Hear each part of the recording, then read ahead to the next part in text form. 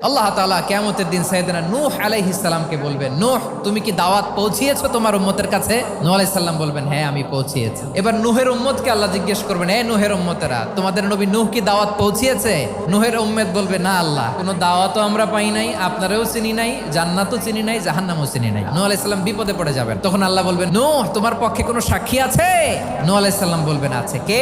উম্মতে মুহাম্মাদি। তখন আমরা বলবো, আল্লাহ, আল্লাহর নবী নূহ আলাইহিস সালাম তিনি আপনি যা যা বলেছেন ঠিক তা তার উম্মতের কাছে পৌঁছে দিয়েছে। এবার নূহের উম্মতের সাথে আমাদের ঝগড়া লাগবে। তারা বলবে, তোমরা আসছো আমাদের হাজার হাজার বছর পরে, তোমরা কি করে জানলা? তোমাদের সাক্ষী ধর্তব্য হবে না? আমরা তখন বলবো, আমাদের কোরআনে তোমাদের নবীর নামে আল্লাহ তাআলা একটা সূরা নাজিল করেছেন, সূরাতে নূহ। দিন রাত এক করে তোমাদের কাছে তিনি দাওয়াত পৌঁছেছেন, সব আমরা জানি। আমরা যখন বলবো এই কথা, নূহের উম্মত চুপসে যাবে। তখন আমরা সত্য বলেছি কিনা এটা আল্লাহ তাআলা জানতে চাইবে বিশ্বনবীর কাছে। তখন বিশ্বনবী আমাদের পক্ষে সাক্ষী দিবেন। আওয়াজ করে বলেন আল্লাহু আকবার।